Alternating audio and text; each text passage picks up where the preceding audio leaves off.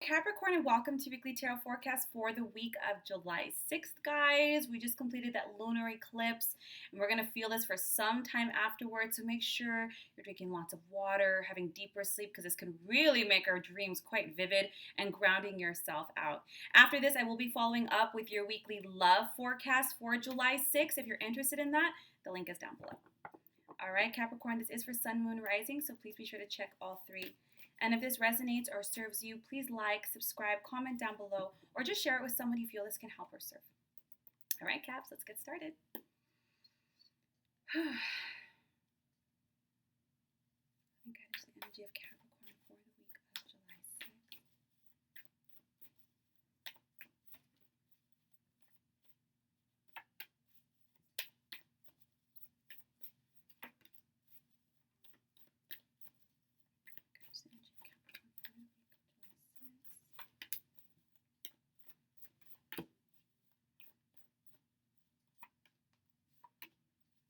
I'm just going to get clarity here.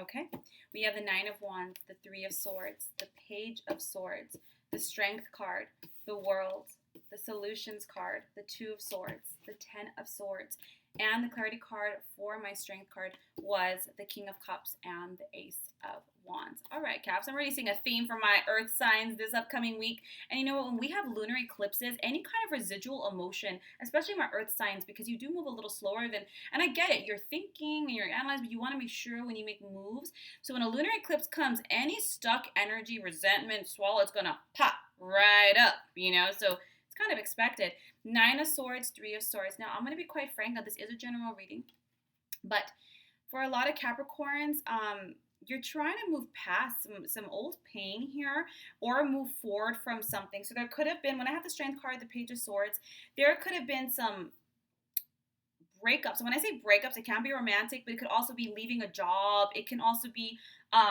it could even be something contractual and then it didn't turn out right. It could be friendships.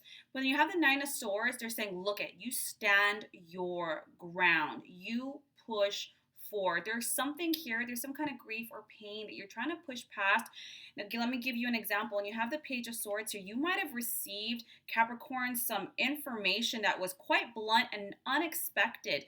Maybe you learned something about a partner and you were like, what? And you're like, hell no, not going to take it. Standing my ground, pushing forward. I'm going to stay determined. There's no way I'm backing down from this. I'm not going to overthink this. This is my boundary. Right? Or perhaps you could have found out at work that you weren't going to get that bonus that you were promised, or that something was happening, or something shady in some form.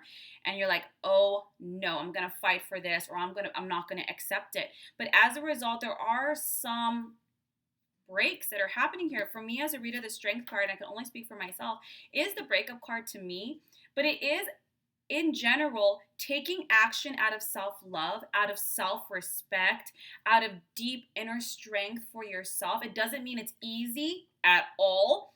Sometimes self-love is not accepting bad behavior. Self-love is not accepting a person or a workplace or a friendship that's disrespectful, unhonorable, unloyal, lying. You know what I'm saying? And so you're making these decisions because you're refusing to back down. You're pushing forward. The clarity card I got here is the King of Cups and the Ace of Wands. So for lots of Capricorns, this is going to be in the area of relationships and career. Because this is a general reading, I feel it's for both. So some of you might have it at work where you're like, you know what, I'm tired of the way they treat me. I'm stressed out. They're assholes. They backstab here. It's an unhealthy culture and I'm just done. Right? And for some people, it's an area of relationships. But understand, because they gave me the King of Cups and the Ace of Wands, don't be afraid. I mean, I can tell you don't be afraid, and you're still going to be like, But these cards are cards of renewal. They're cards of healthier emotional relationships and new careers. So these endings are for quick new beginnings in some way. You have the World, which means there's a completion here, boo. Done. Wrap it up. You completed your lessons here, your spiritual growth, your assignments in these relationships and in these jobs. They're done.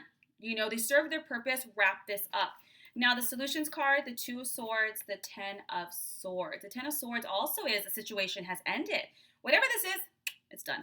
It's ended. There's something else coming forward. But for you, Capricorn, what you're being guided to do is to sit with yourself and be really honest objectively, not emotionally, like, F this, screw that.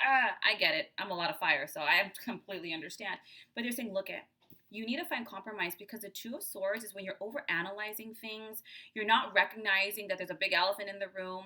Maybe this might, you have to sit down and ask yourself, okay, I had this experience, but I also chose that person. Or I knew this job was unhealthy, but I chose to stay. You have to be accountable for why you experience these situations, not to persecute yourself, but to not repeat. When we have the Ten of Swords, it's not just the ending, but it's also the end of codependency. It's also the end of or addictions. Addictions are, many forms. Maybe we stay with this person because codependency. Maybe we stay at that job because we feel validated. You know what I'm saying? Or for title. Well, you don't need that. That's toxic. It hurts you instead. So the universe is saying you need to sit down and really analyze this objectively so we don't repeat it. Because you're at a crossroads. The Two of Swords is like you're not making movement. Because even if you leave these situations, if you don't pinpoint or recognize the pattern or the issue, not just outside of yourself, but within yourself, you're bound to repeat it. You're bound to stay stuck here and you're done. The world is like, you're done with this. So let's just take a moment. Let's take a weekend and just sit down. We're in all these retrogrades, right? So what a great time.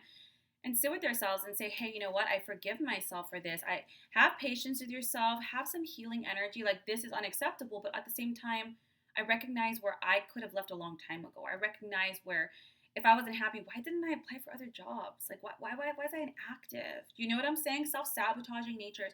So you can learn this to move forward. Don't worry about this, guys. You're going to be replaced quite quickly. The universe abhors a vacuum. So when something leaves, something else fills it. But the quality of what comes to replace it is based upon where you're at energetically. And that's why you really have to sit with yourself to have those epiphanies. Because when you're like, I see where this is at, and you raise your vibration to make better decisions, your frequency raises, and so therefore what you attract or bring in is higher as well. Okay, Virgo, I hope this serves you. I will be following up right now with your weekly love forecast. The links are down below. If you're interested in a more in-depth tarot session, a soul reading, or a healing session, my link is also down below. Otherwise, guys, I will see you next week for next week's readings.